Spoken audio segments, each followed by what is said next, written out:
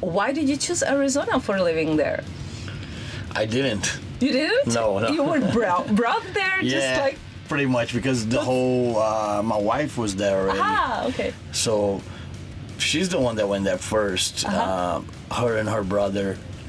Of course, it was the early, late 80s, early 90s. And we were touring in Europe and America. And I seen that part of America, and I fell in love with it, first touring.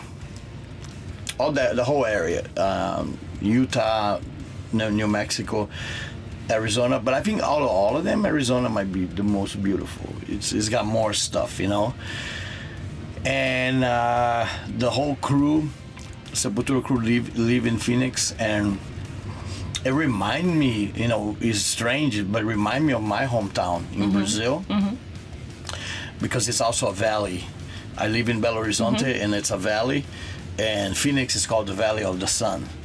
So to me, I connected with that already. Like, oh, this reminds me of my place in Brazil, And I really like it because it's the opposite of this world, this rock world. When it's there, it's quiet. It's desert.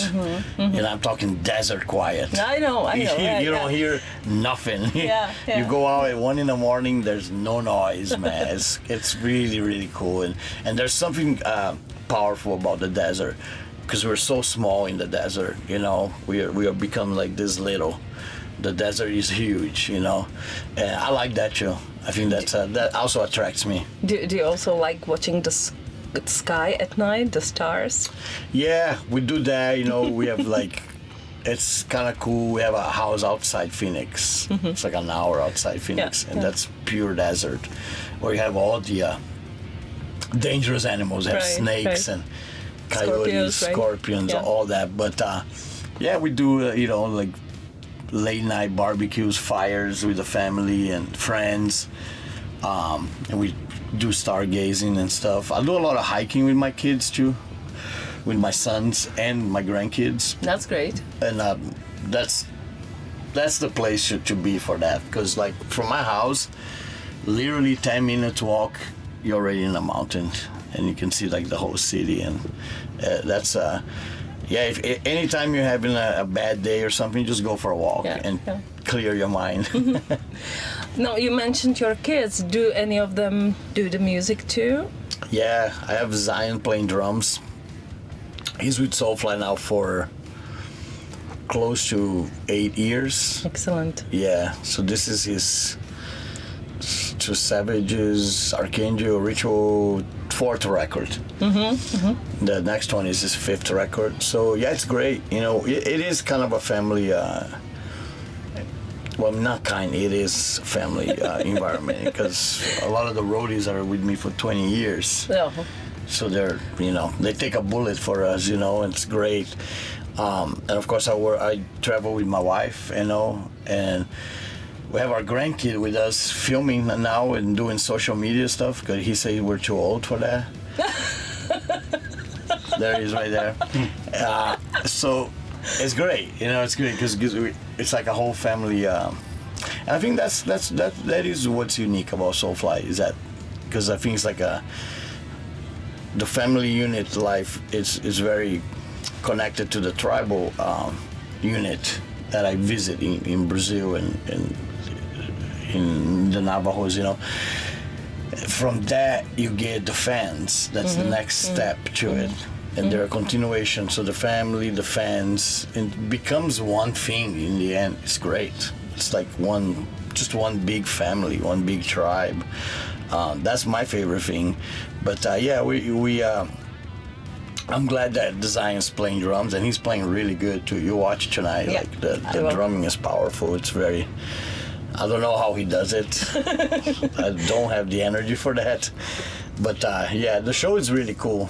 SOULFLY is one of those bands that, it's cool that we have Totem, but we don't even need a new album to tour, because there's so many songs from the past that we can play, that the crowd loves it, that we can tour all the time, year round. We can actually tour, But we are playing some stuff out of Totem also tonight.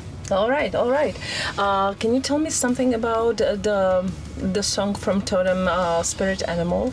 Yeah, that's the one. Unfortunately, we're not playing that tonight. Okay. But we're hoping we find a way to get into the set sometime, some point, because it's almost 10 minutes. Yeah. So why did you choose to put it on the record? You know, it's not usual for the length of your songs. So why is it long?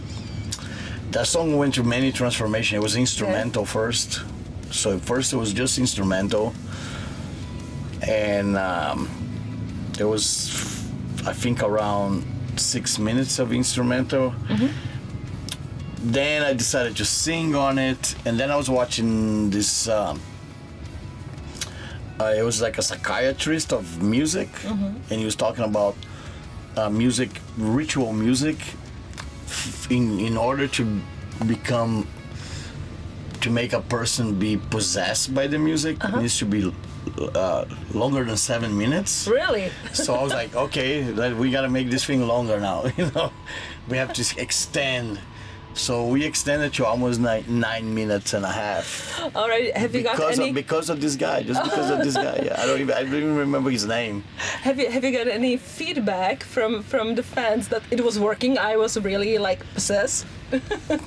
A lot of them get it, you know, they get really into the stuff, you know. Okay. Even with older stuff, they did. Of course. But I mean, I haven't tried Spirit Animal live yet to see if it really works. But I think it, you know, even if it didn't work, I think it was, for me, it was great to get out of my comfort zone, because my comfort zone is 3 minutes songs that we call it the hits, you know, stuff like Roots, Bloody Roots, or Eye for an Eye, Back to the Primitive. Those are trademark Max songs that they're not easy to make. In fact, they're actually harder. It's harder to make a simple song than a difficult song. I don't know if that makes sense, but it is harder. I understand you. Trust me, like a riff, I think a riff like The Purple, Smoke on the Water is probably the hardest riff to make, because it's so easy, and it's easy is difficult. Remember that. Easy is hard, but yeah, I think, like, to me, get out of my comfort zone to make a 10-minute song. It was a little bit kind of a wild idea. But the producer was really into Arthur. He loved the idea. He's kind of crazy with music. It's like, yeah, let's do it, man. Let's go for it. You know, it's like the last track on the record. And yeah, so now I'm glad it's there. I'm glad it finished the record like that.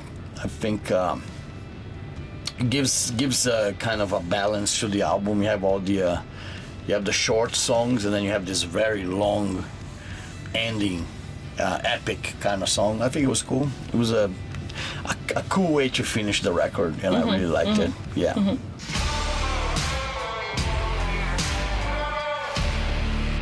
Now, speaking of the lyrics of your music, you touched in the past, like serious topics that actually are happening now.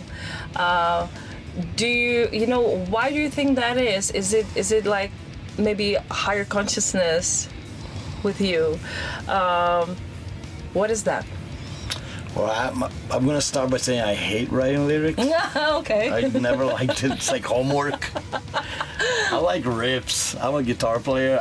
When I'm with my guitar, I can go for hours, you know, and it's great just jamming. But making lyrics is like torture a little bit. Really? But good stuff comes out of it, you know? And I became more, through the years, a little bit more political and more aware of the world. And so I started making more political records, maybe like Chaos AD and Roots. The SOUFLY stuff, talking about slavery. Yeah. Talking about,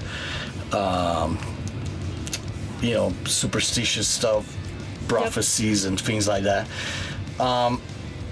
Yeah, like, I don't like to do it. I do it like in a torturous way, but I like the result because when you hear the crowd singing, it's there and you got the message across, you know. But it's not my favorite thing to do. My favorite thing is riffs.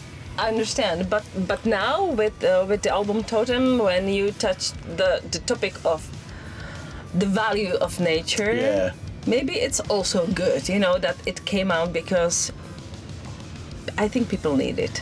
I hope so. I think so. You know, I think it's if you pay attention to the lyrics, a lot of people they just want to rock out. You know, that's okay too.